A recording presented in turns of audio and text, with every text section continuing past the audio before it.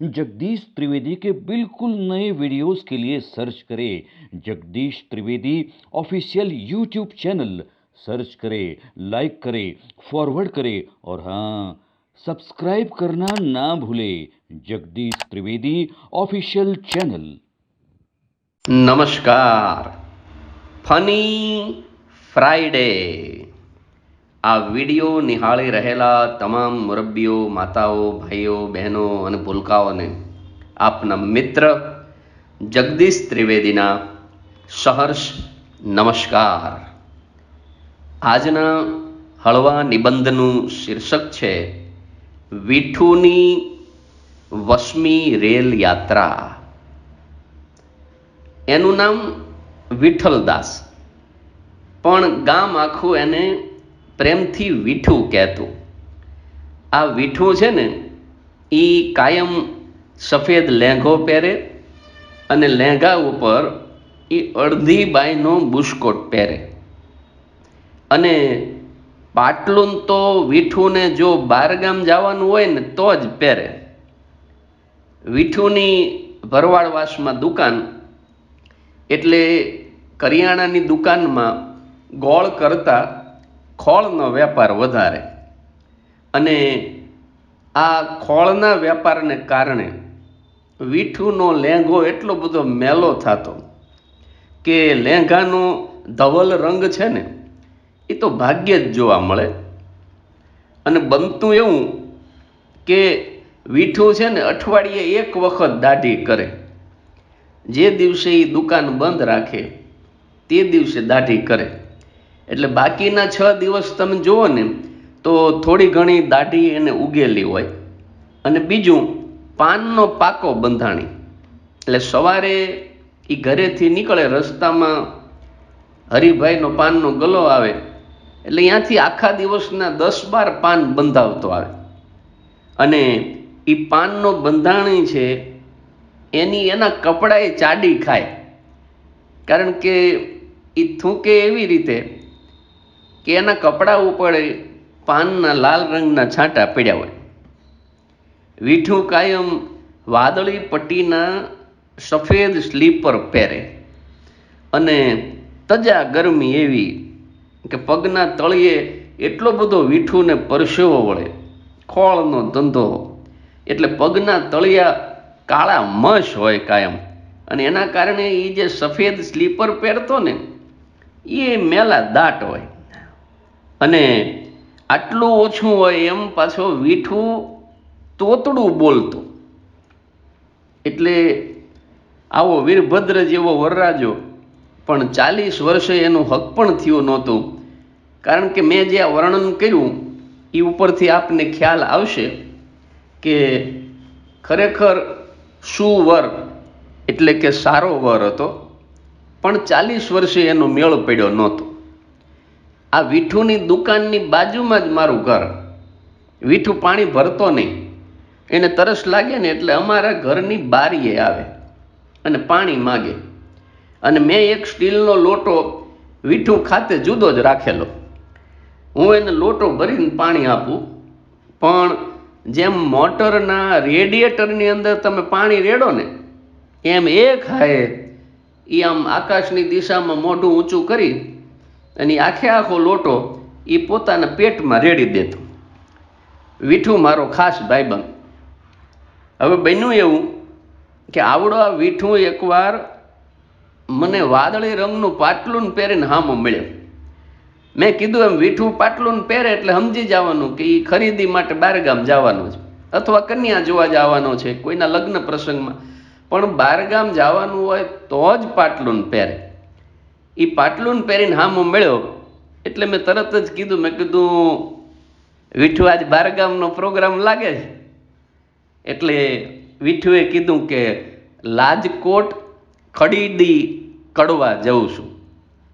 લાજકોટ એટલે રાજકોટ, ખડીદી એટલે ખરીદી, અને કડવા જઉં છું એટલે કરવા જઉં છું. વિઠ્ઠુ તે દિવસે એની કરિયાણાની દુકાનનો સામાન લેવા માટે રાજકોટ ગયો.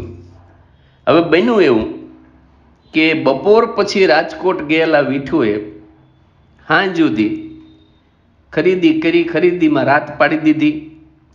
જેટલો સામાન એના બે હાથે મોટા થેલામાં ઉપડે એટલો પોતાની સાથે લીધો. જે ઉપડે નહીં એવો સામાન હતો એને ટ્રાન્સપોર્ટમાં રવાના કર્યો અને પછી પોતાની શક્તિ અને ઈચ્છા મુજબનું વીઠુએ વાળું કર્યું અને રાજકોટ રેલવે સ્ટેશન આવ્યો. હવે તમે જોજો, રાજકોટ રેલવે સ્ટેશનેથી રાત્રે 1:15 વાગે સૌરાષ્ટ્ર એક્સપ્રેસ નામની ટ્રેન ઉપડે છે, જે પોરબંદરથી મુંબઈ જાય છે. એટલે વીઠું વાળું પાણી કરીને આવ્યો, થોડાક પાન બંધાવ્યા, પછી પાન ખાતા ખાતા રાજકોટ રેલવે સ્ટેશનના બાકડે આખા દિવસના ખર્ચનો હિસાબ કર્યો. ક્યાંક 2 રૂપિયાનું પાણી પીધું હોય ને તો એ વીઠું લખતો. એમ પાછો હિસાબનો પાકો માણસ. શાંતિથી હિસાબ કર્યો. એકાદ વખત શાંતિથી બાથરૂમ જઈ આવ્યો, થોડા ઘણા બોર્ડ વાંચ્યા, જેમ તેમ કરીને 1:15 વગાડી દીધો. પછી રાત્રે 1:15 વાગે સૌરાષ્ટ્ર એક્સપ્રેસની અંદર વીઠું રાજકોટથી થાનગઢ આવવા રવાના થયો. વાંકાનેર થઈ અને રાત્રે બરાબર 2 વાગે થાનગઢ આવતી આ ટ્રેન. હવે એ 2 વાગ્યાનો સમય એવો કે તમે જુઓ તો ચોરની નીંદર આવે. 2 વાગે તો કોને ઊંઘ ન આવે? અભાગ્યા હોય તો ઊંઘ ન આવે, અને કાં તો કોઈ ભક્તો હોય તો એને કદાચ પ્રભુ ભજનમાં નીંદર ન આવે. બાકી તો મોટા ભાગના માણસો 2 વાગે સૂઈ જાય. હવે આવો કટાણાનો ટાઈમ. વીઠુને ઊંઘી જવાની પૂરેપૂરી તક હતી, પણ કોઈ પણ સંજોગોમાં આંખ ન મીચાય એટલા માટે એમ પાન ઉપર પાન ખાતો ટ્રેનમાં બેઠો હતો. પાછો આમ બારી પાસે બેઠો હતો અને બારી ખોલી નાખેલી એનું શટર, એટલે ઓલા પવનના સુસવાટા આવે તો નીંદર ન આવે. હવે વાંકાનેર અને થાનગઢ વચ્ચે 3 ફ્લેગ સ્ટેશન આવે જ્યાં ટ્રેન ઊભી ન રહે. પહેલું લુણસરિયા, પછી દલડી અને ત્રીજું લાખામાચી.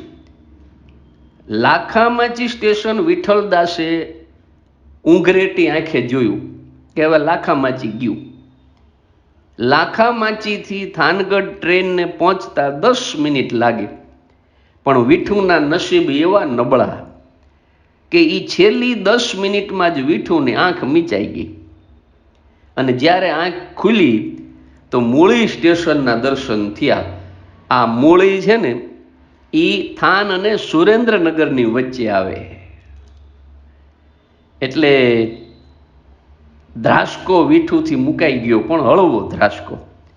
એને ખ્યાલ આવી ગયો કે થાન ગયું. ચિંતામાં પછી વીઠુની ઊંઘ ઉડી ગઈ. એ ભારે હૃદયે રાત્રે 3 વાગે સુરેન્દ્રનગર રેલવે સ્ટેશન ઉતર્યો. આમ જુઓ તો થાન અને સુરેન્દ્રનગર વચ્ચેનો પ્રવાસ એને ટિકિટ વગર કર્યો હતો. એટલે ટિકિટ વગર મુસાફરી કરવા મળી એ રીતે તો રાજી થવું જોઈએ, પણ વીઠુને ઉપાધિનો પાર નહીં. કારણ કે રાત્રે 3 વાગે એ કોઈ પણ જાતના કારણ વગર સુરેન્દ્રનગર રેલવે સ્ટેશન ઉતર્યો. હવે આ વાત કરું છું 25 વર્ષ પહેલાંની, 1995 આસપાસની. હવે એ વખતે નહીં મોબાઈલ, નહોતા એટલા બધા એસટીડી બૂથ. વીઠુને પોતાના પરિવારની ચિંતા થવા માંડી. કારણ કે આવો રૂપાળો રતન જેવો દીકરો એ અડધી રાત્રે રાજકોટથી ઘરે આવવાનો હોય, 2 વાગ્યાની ટ્રેન કદાચ અડધી કલાક મોડી હોય તો 2:30 વાગે થાન આવી જાય. એ 3 વાગે આવ્યો નહીં એટલે મા બાપને ચિંતા થાય. મા બાપને તો ઊંઘઈ ન આવે. એટલે વીઠુને પોતાની નહીં પણ મા બાપની ચિંતા થઈ. એટલે સુરેન્દ્રનગરથી લેન્ડલાઇનમાં ફોન કરીને સારા સમાચાર આપ્યા કે મને ઊંઘ આવી ગઈ, એમાં સુરેન્દ્રનગર પહોંચી ગયો છું, પણ સવારની સૌરાષ્ટ્ર જનતામાં હું સુખરૂપ પાછો આવી જઈશ. અને બન્યું એવું કે અણધારી મુલાકાતે આવ્યો વીઠું સુરેન્દ્રનગરની ફ્લાઇંગ વિઝિટ. અને એમાંય પાછા નસીબ નબળા. તો ટિકિટ ચેકર જાણે વીઠુની રાહ જોઈને ઊભો હોય એમ ઊભેલો. વીઠું જેવો આમ નીચે ઉતરો એવો જ એને પોંખો. આકાશમાંથી ઉતરા રે ભોળી ભવાની માં, અને ઉતરા એવા જ નોતરા રે ભોળી ભવાની માં. ટિકિટ ચેકર કે ટિકિટ ક્યાં? વિઠુએ કહી દીધું, સત્ય કહી દીધું, કારણ કે વેપારી માણસ ખોટું ન બોલે. એ કે સાહેબ હું કરિયાણાનો વેપારી છું, થાનનો છું, ખરીદી કરવા રાજકોટ ગયો તો, નીંદર આવી ગઈ, થાન ઉતરવાનું હતું. જો રાજકોટથી થાનની ટિકિટ છે, પણ ટિકિટ ચેકરને તો કંઈક કોટા પૂરો કરવાનો હોય એટલે એને દયા તો આવી, પણ એને પોતાની નોકરીને પોતાના કોટા માટે થઈ અને 160 રૂપિયાનો દંડ કર્યો, આજથી 25 વર્ષ પહેલાં.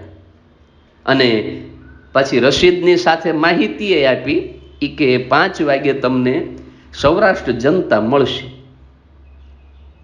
વિઠું દંડ ભર્યા પછી થોડોક વધારે ઉદાસ થઈ ગયો, કારણ કે અહીંયા આવી ગયો એની ઉદાસી તો હતી, અને એમાં આ પૈડા ઉપર પાટું, આ દુકાળમાં અધિક માસ જેવું થયું.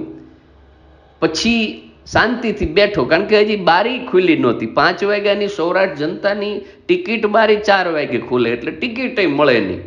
એટલે દંડની રસીદ લઈને ઓશિયાળો બેઠો હતો સુરેન્દ્રનગર રેલવે સ્ટેશનના બાકડે. એમાં એક નાઇટ ડ્યુટી રેલવે પોલીસની નજર વિઠું ઉપર પડી, એટલે એને પાછી લાલચ જાગી. એટલે પોલીસે આવીને ઉલટ તપાસ ચાલુ કરીને થેલા ખાલી કરાવ્યા, બધી વસ્તુ તપાસી, પણ કાંઈ મેળ ન પડ્યો. વિઠું નિર્દોષ હોવાથી 1.25 કલાકની તપાસ પછી પોલીસને કાંઈ મેળ પડ્યો નહીં. તોડની આશાએ આવેલો, પણ કાંઈ 1 રૂપિયો વિઠુ પાસેથી મળ્યો નહીં. પણ તોય વિઠુની ઉદારતા ખર્યો, એણે પોલીસને અડધી ચા પીવડાવી. પોતે જે નવું પાન ખોલ્યું હતું એમાંથી સોપારીના 2-3 ટુકડા એણે પોલીસને આપ્યા. ત્યારબાદ વિઠુએ ધીરજથી અને શાંતિપૂર્વક અને ઊંડાણથી સમય સારણી, તમામ ગાડીઓનું ટાઈમ ટેબલ વાંચ્યું. એકવાર અત્યંત શાંતિથી બાથરૂમ ગયો. જેમ તેમ કરીને ટૂંકમાં 4 વગાડ્યા, અને 4 વાગ્યા અન ટિકિટ બારી ખુલ્યો. મંદિર ખુલે ને ભક્તો જેમ દર્શનની રાહ જોઈને ઊભા હોય એમ બારી ખુલ્યા પહેલાં વિઠું ઊભો રહી ગયેલો. બારી ખુલી એટલે વિઠુએ બીજી વખત થાનની ટિકિટ લીધી. વિઠુએ થાનની ટિકિટ લીધી પછી જનતાની લાઈન થઈ, ડંકા પડે. લાઈન થઈ એટલે આગળના સ્ટેશનેથી નીકળે એના ડંકા પડે, એને લાઈન થઈ કહેવાય.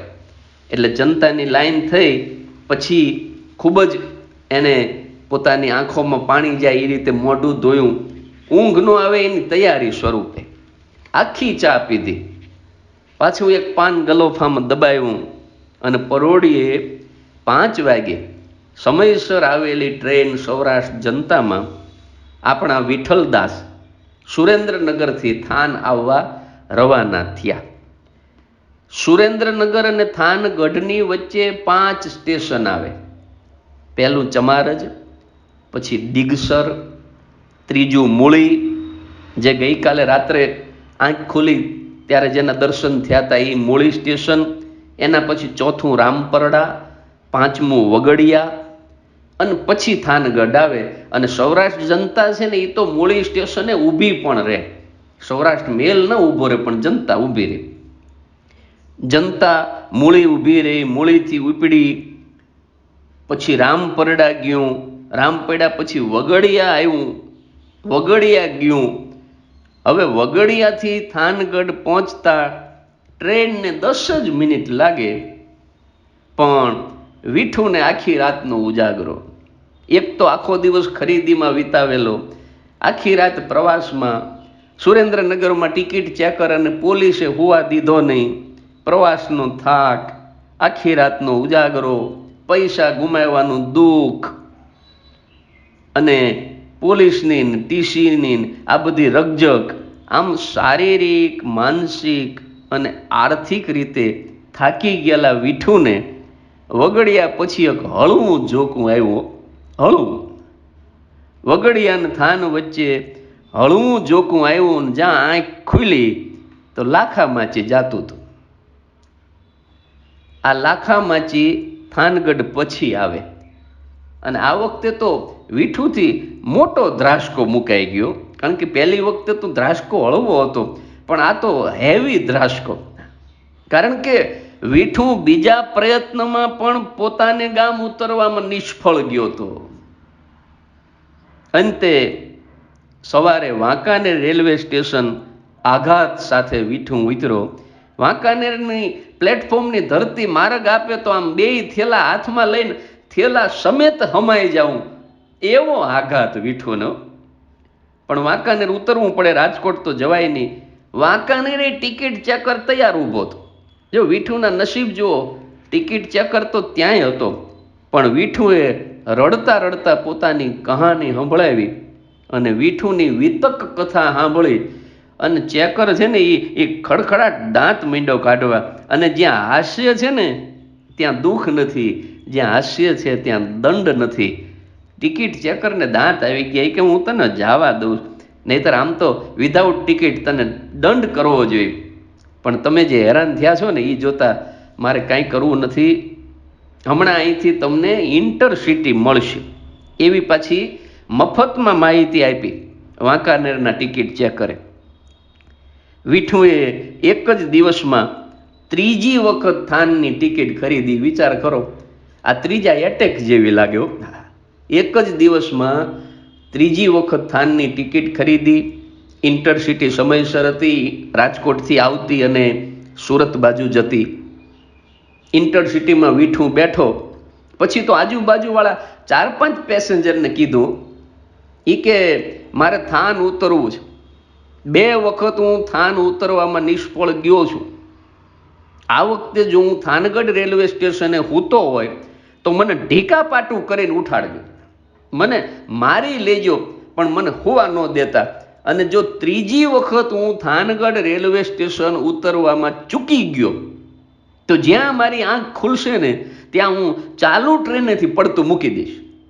એટલે ઓલા અજાણ્યા જે મુસાફર હતા ને એને એમ થયું કે ભાઈ જો આ પાછો ચાલુ ટ્રેને પડશે ને, ગાડી મોડી થાય છે ને, આપણે અમદાવાદ મોડા પહોંચશું. એટલે પ્રવાસીઓને પોતે મોડા ન પહોંચે એટલા માટે વીઠુંને જગાડવો એ એમના માટે જવાબદારીવાળું કામ બની ગયો. એટલે બધા પેસેન્જરે વીઠુંને જગાડવાનું વચન આપ્યું, પણ મુસાફર પાસે જ્યારે ટિકિટ હોય ને ત્યારે ટિકિટ ચેકર નથી આવતા. જ્યારે આપણને કકડીને ભૂખ લાગી હોય ને ત્યારે જમવાના આમંત્રણ નથી આવતા. બધા જગાડવાવાળા હતા તો વીઠુંને ઊંઘ જ ન આવી. બોલો, થાનગઢ રેલવે સ્ટેશને ઇન્ટરસિટી ઊભી રહી સવારે 7:30 વાગે અને 2 હાથમાં વજનદાર થેલા લઈ અને વીઠું થાનગઢ રેલવે સ્ટેશન ઉતર્યો. ત્યારે એ રાજકોટથી નહીં પણ મુંબઈથી આવતો હોય ને એટલો થાકેલો હતો. રાજકોટથી થાનની એ વખતે માત્ર 18 રૂપિયા ટિકિટ હતી, પણ 18 રૂપિયાને બદલે વીઠુએ 350 રૂપિયાનો ખર્ચ કર્યો હતો. રાજકોટથી થાન આવતા માત્ર 1.5 કલાક લાગે, એના બદલે વીઠુએ આ આખી યાત્રા 8 કલાકમાં પૂરી કરી હતી. આ છે વીઠુની 20મી રેલ યાત્રા. આવા જ કોઈ હળવા નિબંધ સાથે ફરી પાછો આપની સેવામાં હાજર થઈ જઈશ. ત્યાં સુધી હસતા રહેજો, પરિવાર સાથે પ્રસન્ન રહેજો.